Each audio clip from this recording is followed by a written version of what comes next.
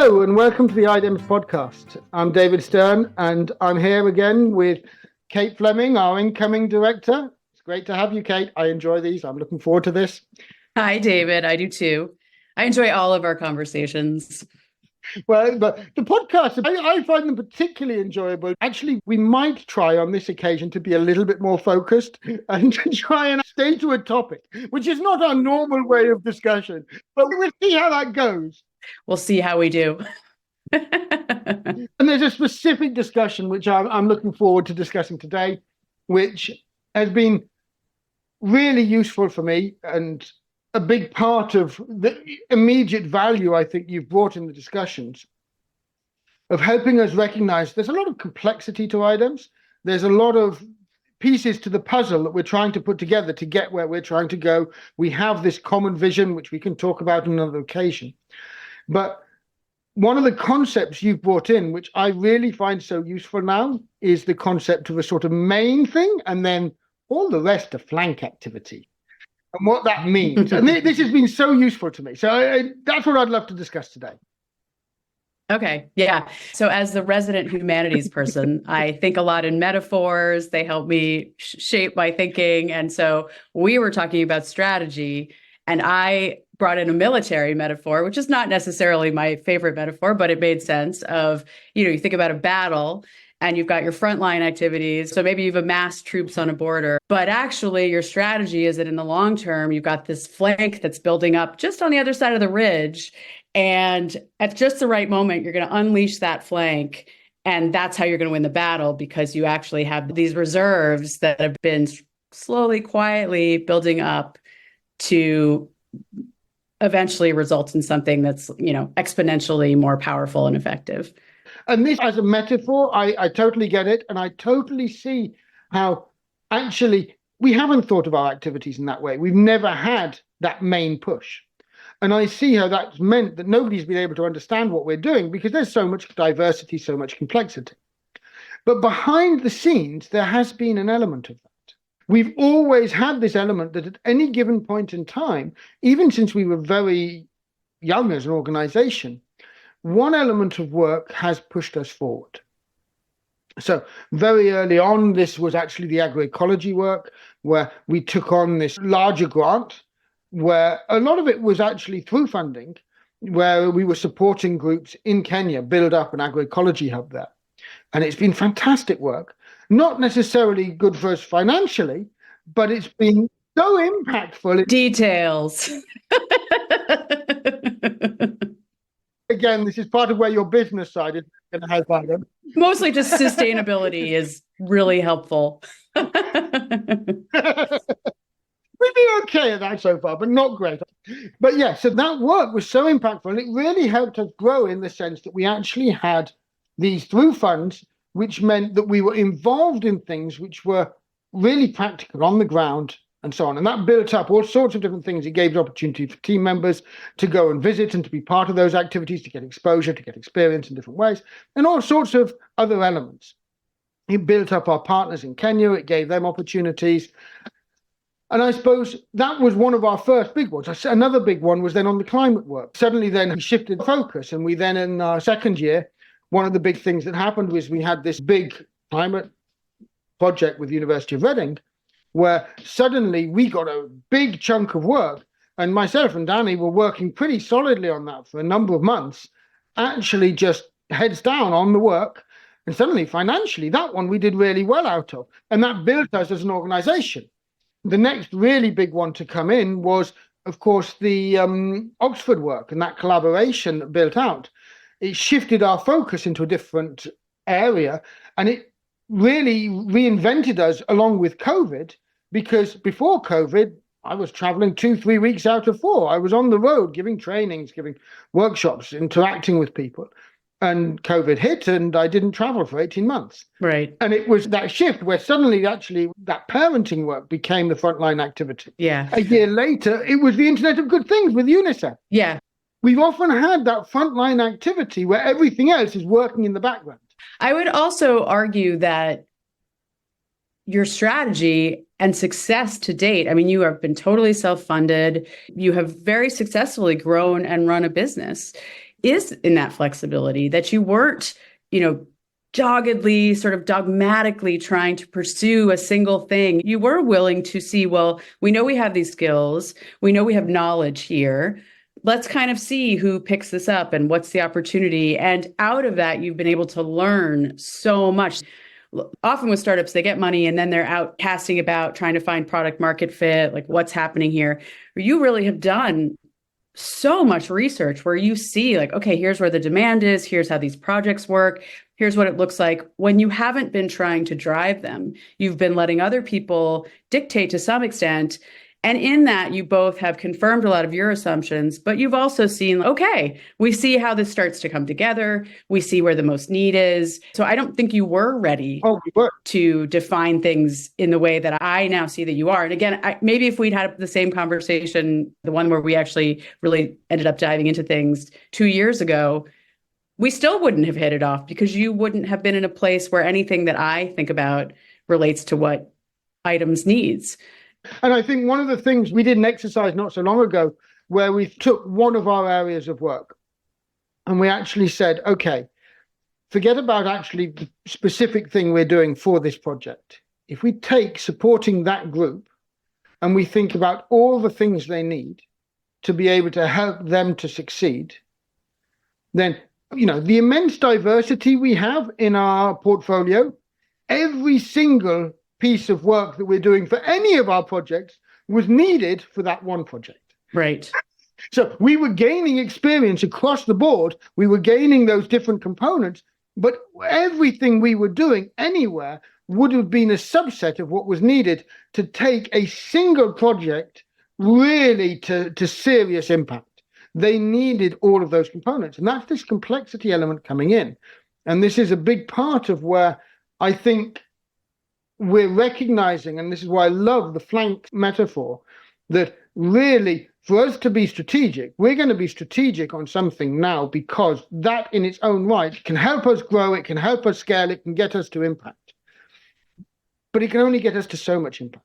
Mm-hmm. To really build for impact, we don't just need that. We need all of our flank activities as well. Right. And that's so useful. Yeah. And I mean, I think the thing that you have so identified as being your superpower is your talent, your ability to educate talent, your ability to really step people in to be able to be, data scientists, computer scientists, and they don't have to be, your team can build the most complex pieces of code or whatever is needed. They don't need to be super experts. They need to be practical experts. And you know how to do that. I know one of the big issues out there, this is the constant issue in tech, is talent, finding talent. And talent is so expensive. So if you're trying to do anything for impact, the idea that you can actually hire the team you need to deliver the digital product you need for impact, it's pretty prohibitive. It's not likely to happen unless you're just so well funded. So that idea that you can, and this is the flank piece of that talent piece, you can get something off the ground with the core team, and then the flank steps in and slowly you can just offload that. And offload is a harsh word, but hand it over to the stakeholders, the people who are actually most affected by it. They have local knowledge, they have local networks, they have the trust, all of these things that actually make data more precise, more valuable. And then that can go back into the main system. So you think about the power of that flank activity when you're ready to deploy it, even though right now you might just think, well, what does this have to do with anything? And I think I really get what you're saying, and I agree. I am just conscious that from an outside listener's perspective, when you said your talent, I mean, my ego is pretty big already, but you're not actually talking about my personal talent. IDEMS talent, the team. You and Danny have hired an amazing team. They are lovely, intelligent, kind, wonderful people. And so, yes, team. But it's not just them. And then this is where you actually made allusion to this. It's the fact that a big part of our flank work, which is almost totally unfunded, but so important to what we're doing, is supporting education from pre-primary through to PhDs in particularly African contexts, but more broadly as well, in low resource environments, and just helping that education to improve at all levels, providing opportunities for internship, as well as working within education systems in parallel to them. That's a lot of the flank activity, because the talent of tomorrow is not us. And broadly, the youth of tomorrow is largely African, because it's the youngest continent, it's got the highest birth rates and all the rest of it. The youth of tomorrow is African. And if they have extensive talent which can serve the jobs of tomorrow, and this is not the jobs that exist now, but the jobs of tomorrow, then that becomes an incredible resource, an incredible boon, and really is at the heart of actually enabling these communities, which is what you described. But building to have the education systems which enable and create that talent. I've been working at that for 15 years. It's hard. It's more than 15 years now. I'm getting old. But yes. No, and it's funny, even as you're saying that, my first career out of school was a teacher. I taught high school English. And I thought I was going to be a professor. I obviously did not end up doing that.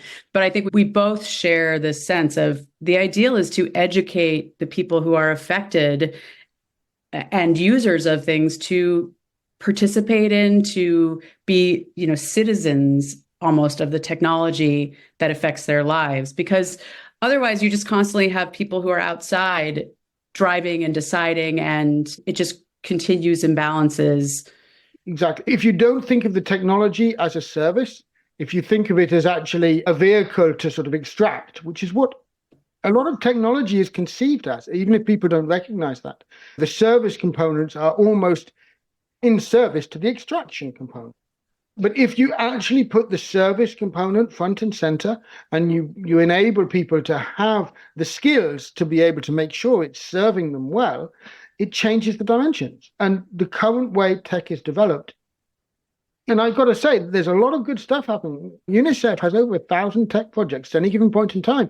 And when you look at them, they're all very impressive. But the tech that they're developing isn't generally, I would argue, this community tech. I've not seen any real instances where this is all conceived together to try and bring that. And we're guilty of that as well. We've tried, but we've not really yet got to the place where we can build community tech as I'd love to get it built. We had a wonderful aim of doing this pre-COVID, which was, of course, then interrupted by COVID, where we got school leavers who were then part of building the tech in Kenya. So actually, the vision was to turn it into an accredited program where they worked their way through the program and they built the tech which served the community that they were living in, and all in rural areas. And so it was fantastic. And then, of course, COVID hit and the program was cut short. But the idea remained, and many of the sort of building blocks have built into other things. The idea has not gone away. But it was hard. And the truth is, I think that right now, we can't really pull off that program because it's hard. It's so hard to get these things right. We've got to build the pieces to be able to enable it and make it work. Well, I think that's grand vision down the road. Yeah. But I don't think even in like the 3, 5, I don't think those are even in that timeline. I think those are the... No. I'm thinking 10 years, 15 years. That would be the dream. Yes. And it's recognizing, and this is, I think, one of the things that, you're helping us with is to recognize, okay, we can keep those dreams for where we're going 5, 10 years down the line. We can have these flank activities where we're piloting, where we're testing things out in small ways, where individuals of our team are engaging in ways which then enable us to learn. But we got to have a main focus which drives us for the next 3 to 5 years into our next phase of growth, into really being able to be more impactful with what we can do now, because that's already impactful. Yes. And that's something which I think I've always been lost. Danny and I have discussed this at length. Danny is the other co-founder.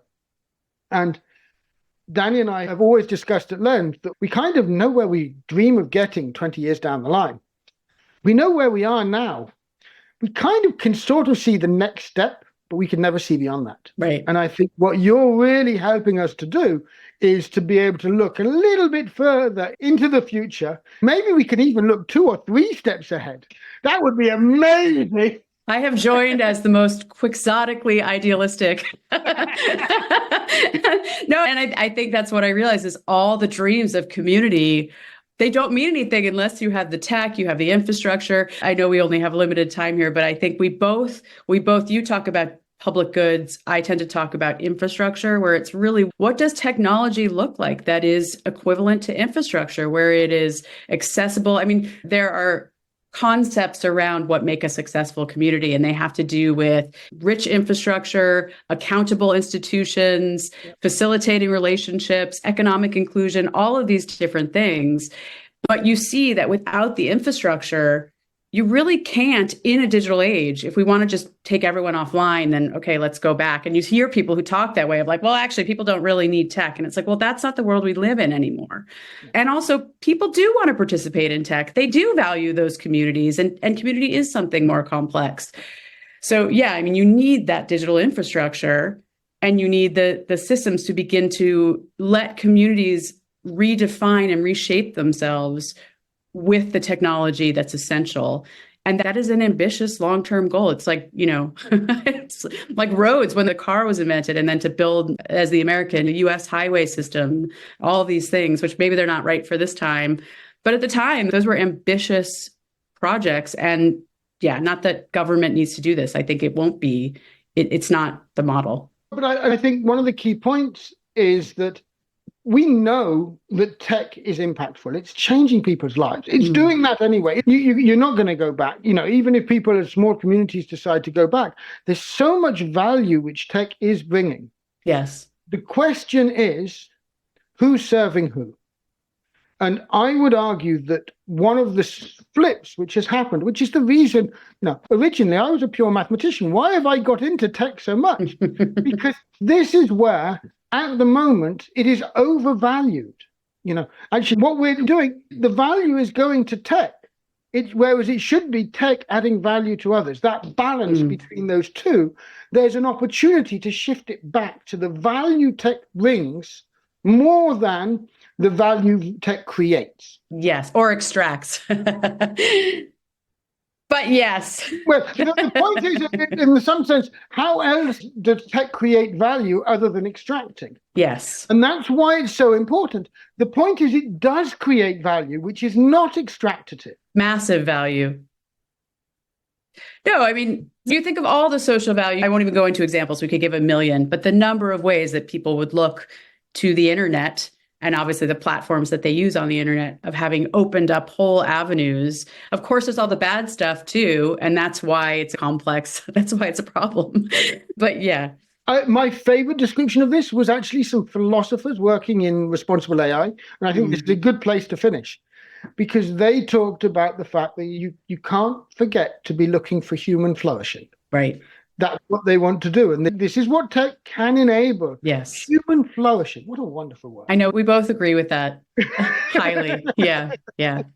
David, this was a great conversation. Thank you so much. No, thank you. And it's so great having you on board.